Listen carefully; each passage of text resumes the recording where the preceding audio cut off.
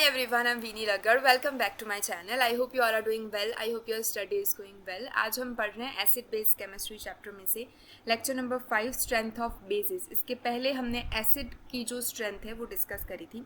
आज हम देख रहे हैं कि बेस की स्ट्रेंथ यानी कि बेसिसिटी पे कौन कौन से फैक्टर्स अफेक्ट करते हैं।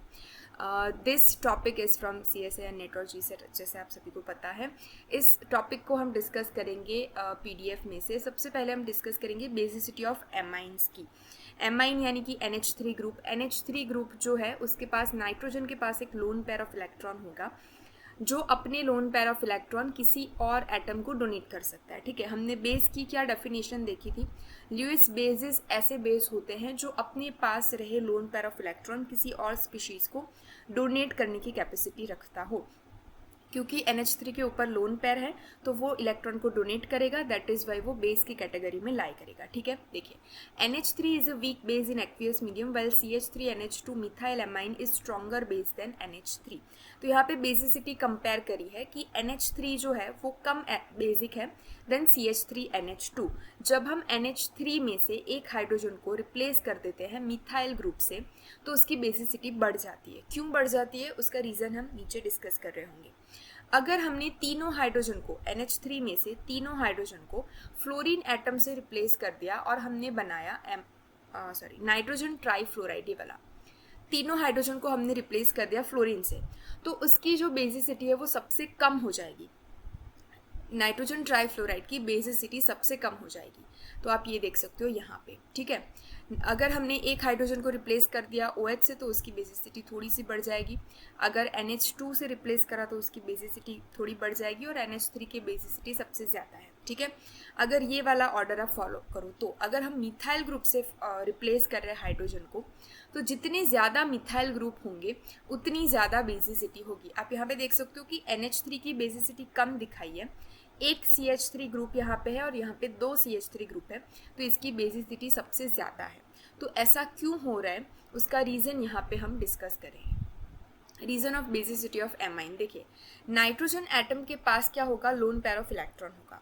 अभी उस लोन पेयर ऑफ इलेक्ट्रॉन को जो ग्रुप यानी कि कोई भी ग्रुप जो नाइट्रोजन के साथ जुड़ेगा, अगर वो उस लोन पेयर ऑफ इलेक्ट्रॉन को विड्रॉ कर लेगा यानी कि खींच लेगा तो नाइट्रोजन के ऊपर प्रेजेंट होगी इलेक्ट्रॉन डेफिशिएंसी। ठीक है, क्रिएट होगी electron deficiency.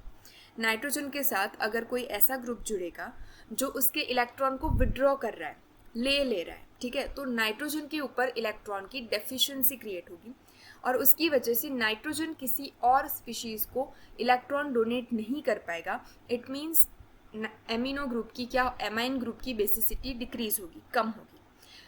On the other hand अगर एमिनो ग्रुप यानी कि NH3 ग्रुप के साथ कोई ऐसा ग्रुप जुड़ता है जो इलेक्ट्रॉन डोनेट कर रहा है, नाइट्रोजन को इलेक्ट्रॉन डोनेट कर रहा है, तो नाइट्रोजन के ऊपर ऑलरेडी लोन पेयर थी। ठीक है, कोई ऐसा ग्रुप आएगा जो नाइट्रोजन को और इलेक्ट्रॉन दे रहे हैं तो नाइट्रोजन के पास इलेक्ट्रॉन सफिशिएंट हो जाएंगे, नाइट्रोजन के पास इलेक्ट्रॉन ज़्यादा हो जाएंगे, तो उस ज़्यादा इलेक्ट्रॉन को नाइट्रोजन ईजिली डोनेट कर पाएगा और अगर नाइट्रोजन इलेक्ट्रॉन को ईजिली डोनेट कर पाएगा तो उसकी बेसिसिटी इंक्रीज हो जाएगी। ठीक है, तो ये कॉन्सेप्ट लगेगा यहाँ पे बेसिसिटी को कंपेयर करने के लिए।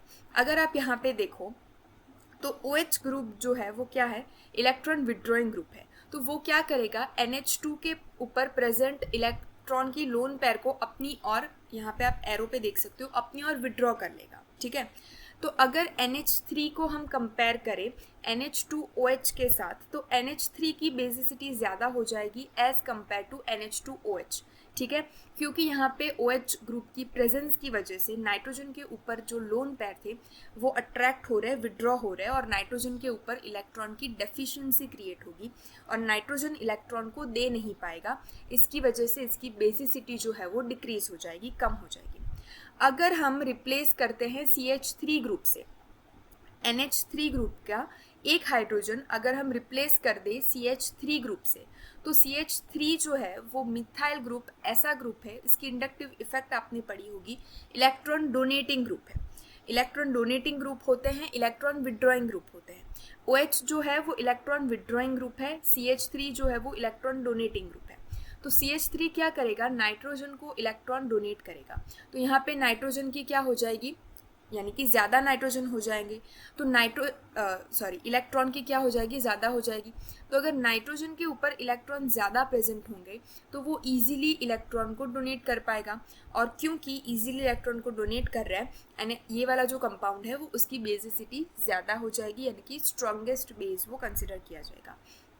अगर आप यहाँ पे देखो, basicity increases with increase in alkyl group, क्योंकि जितने ज़्यादा अल्काइल ग्रुप होंगे, जितने ज़्यादा मिथाइल ग्रुप होंगे, इतनी ज़्यादा यहाँ पे नाइट्रोजन के ऊपर इलेक्ट्रॉन पेयर बढ़ेगी, तो वो ज़्यादा इलेक्ट्रॉन को डोनेट कर पाएगा।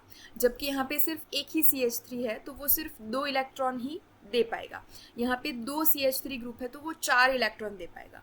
तो जितने ज़्यादा इलेक्ट्रॉन प्रेजेंट होंगे नाइट्रोजन के ऊपर, वो उतने ज़्यादा इलेक्ट्रॉन को डोनेट कर पाएगा, उतनी ज़्यादा उसकी बेसिक स्ट्रेंथ बढ़ेगी। आई होप आपको ये चीज़ समझ में आ गई होगी। But tertiary amine are weaker base than primary amine, यानी कि प्राइमरी एमाइन के पास एक ही CH3 ग्रुप है, टर्शरी एमाइन के पास क्या होगा, 3 CH3 ग्रुप है, तो उसकी बेसिसिटी तो ऑब्वियसली बढ़नी चाहिए लेकिन कम है देन प्राइमरी। तो उसका रीज़न क्यों है, आप यहाँ पे देख सकते हो कि जो टर्शरी एमाइन है उसकी बेसिसिटी कम है देन प्राइमरी एमाइन। क्यों ऐसा कम है, this is due to the increase steric effect on the alkyl group on small nitrogen atom and lower energy of solvation of tertiary amine as compare to others. यानी कि tertiary amine का सबसे पहला तो सॉल्वेशन जो energy है, lower energy of solvation, वो भी कम है, और जो 3 अल्काइल ग्रुप होंगे उसकी स्टेरिक इफेक्ट लगेगी स्मॉल नाइट्रोजन एटम के ऊपर, यानी कि ये तीनों अल्काइल ग्रुप है वो एक दूसरे को क्या कर देंगे, दूर दूर ढकेल देंगे, ताकि नाइट्रोजन के ऊपर इलेक्ट्रॉन की क्या होगी, कमी होगी। तो प्राइमरी एमाइन से टर्शरी एमाइन की जो बेसिसिटी है वो कम होगी, तो वो आपको याद होगा, याद करना पड़ेगा, क्योंकि हम जनरली ऐसा प्रिडिक्ट कर लेते हैं कि क्योंकि 3 अल्काइल ग्रुप है तो ज़्यादा इंडक्टिव इफेक्ट है, ज़्यादा इलेक्ट्रॉन दे रहे हैं, तो इसकी जो बेसिसिटी है वो ज़्यादा हो जाएगी then secondary and then primary. लेकिन ऐसा नहीं होगा, सेकेंडरी की सबसे ज़्यादा बेसिसिटी होगी, प्राइमरी की उससे कम, देन टर्शरी की, और देन NH3 की।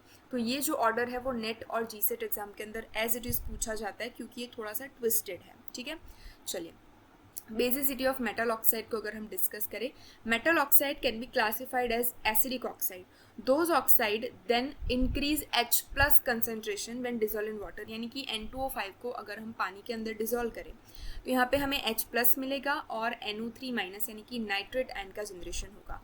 तो H प्लस आयन अगर जनरेट हो रहा है तो वो उसे हम डिस्टिंग्विश करेंगे एसिडिक ऑक्साइड में। Basic oxide it means those oxide that decreases H plus concentration, यानी कि H प्लस कंसेंट्रेशन को कम कर रहा है या फिर OH माइनस को क्रिएट कर रहा है। तो अगर हम यहाँ पे कैल्शियम ऑक्साइड को पानी में डिसॉल्व करेंगे तो Ca प्लस और OH माइनस जनरेट होगा। अगर OH माइनस जनरेट हो रहा है इट मीन्स वो बेसिक ऑक्साइड है।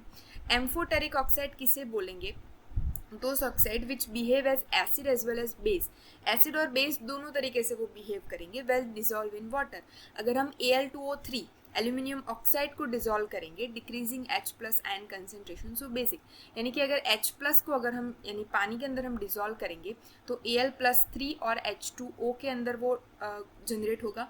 अगर OH माइनस के अंदर यानी कि बेसिक कैरेक्टर के अंदर हम उस चीज़ को डिजॉल्व करेंगे Al2O3 यानी कि बेसिक सॉल्वेंट के अंदर डिजॉल्व करेंगे तो हमें as a Al O2 minus मिलेगा which is acidic nature, Al+3 which is basic nature. तो एक Al2O3 जो है वो दोनों तरफ से रिएक्ट कर सकता है, बेसिक और एसिडिक। अगर आप H प्लस यानी कि एसिडिक सॉल्वेंट के अंदर उसे डिजॉल्व करोगे तो Al+3 मिलेगा विच इज़ बेसिक, और Al2O3 को ही अगर हम बेसिक सॉल्वेंट के अंदर OH माइनस के अंदर क्या करेंगे, उसका सॉल्यूशन बनाएंगे तो Al2O माइनस मिलेगा विच इज़ एसिड। ठीक है, तो इस तरीके से Al2O3 जो है वो एम्फोटेरिक कैटेगरी में लाई करेगा। Basic character increase with increase in atomic weight along with group in periodic table. ऊपर से नीचे जब आप आएंगे तब एटॉमिक वेट क्या होगा, इंक्रीज होगा। क्यों इंक्रीज होगा, क्योंकि साइज जो है वो इंक्रीज होती जाती है। ऊपर की ओर जब आप बढ़ोगे तब साइज जो है वो डिक्रीज होती जाती है। ठीक है, पीरियोडिक टेबल का ट्रेंड मैंने आपको लास्ट वीडियो लेक्चर में बताया था। ग्रुप 13 के ऑक्साइड की अगर हम बात करें, barium, aluminium, gallium, indium, thallium, इस तरीके से नीचे की ओर आएंगे, ठीक है। तो नीचे की ओर आने पर साइज जो है वो इंक्रीज होगा, एटॉमिक मास इंक्रीज होगा और उसकी वजह से बेसिक कैरेक्टर जो है वो इंक्रीज होगा। तो इंडियम और टेलुरियम के जो थैलियम, इंडियम और थैलियम के जो ऑक्साइड है वो बेसिक होंगे, एल्यूमिनियम और गैलियम के जो ऑक्साइड होंगे वो एम्फोटेरिक होंगे और बैरियम के जो ऑक्साइड होंगे वो एसिडिक होंगे। अगर ग्रुप 2 ऑक्साइड की बात हम करें, beryllium, magnesium, calcium, strontium and barium की, तो ऊपर से नीचे और आने पर साइज इंक्रीज होगी, एटॉमिक मास इंक्रीज होगा और बेसिसिटी जो है वो इंक्रीज होगी। ऊपर वाला एम्फोटेरिक होगा, ये मैग्नीशियम ऑक्साइड वीकली बेसिक होगा। Reason for basicity of metal oxide क्या होगा? Charge remain same on the metal atom in group but size increases, atomic weight increases, ठीक है। Charge to size ratio decreases, क्यों? क्योंकि size क्या हो रहा है? इंक्रीज हो रहा है। चार्ज ऊपर होगा, डिवाइडेड में साइज होगा, तो साइज यानी कि नीचे की एंटिटी अगर बढ़ेगी तो आपकी बेसिसिटी क्या होगी? डिक्रीज होगी, राइट। तो size, charge to size ratio क्या होगा? डिक्रीज होगा एंड बेसिसिटी क्या होगी? इंक्रीज होगी, right. However due to very small size of barium +3, high polarising power है, इस charge to size ratio is exponentially large relative to other, यानी कि बैरियम +3 जो है उसका एक आपको क्या करना होगा? याद रखना होगा कि वो बेसिक है। यहाँ पे आप देखिए ये वाला, तो वो हमारा एसिडिक होगा, ठीक है। बैरियम ऑक्साइड जो होगा वो क्या होगा? एसिडिक इन नेचर होगा, क्योंकि उसका जो चार्ज टू साइज रेशियो है वो बहुत ज़्यादा है। क्यों? क्योंकि चार्ज बहुत ज़्यादा है और जो साइज़ है वो बहुत ज़्यादा कम है। तो अगर साइज़ बहुत ज़्यादा कम होगी तो वो एसिडिक नेचर के अंदर लाई करेगा। सिमिलरली अगर हम बेरिलियम की बात करें, has high charge to size ratio, so basicity of beryllium oxide significantly low than the other next member of the group, ठीक है।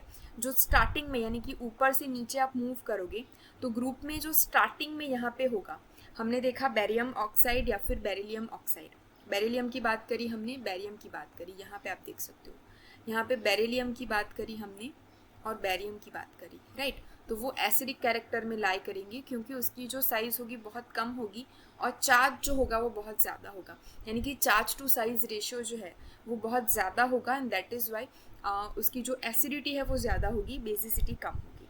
तो यही एक रीज़न था। तो आपको बेरिलियम +2 का एक जो एक्सेप्शन है वो याद रखना है, बैरियम +3 का जो एक एक्सेप्शन है वो याद रखना है। सो आई होप आपको बेसिसिटी जो है बेसिक स्ट्रेंथ ऑफ बेस जो है वो समझ में आया होगा। आपको कोई भी डाउट हो, कोई भी सजेशन हो, please let me know in the comment section below. मिलेंगे एक नेक्स्ट वीडियो के साथ जहाँ पे हम एसिड और बेस दोनों की स्ट्रेंथ से रिलेटेड चीज़ों को डिस्कस कर रहे होंगे। Till then stay happy, stay positive.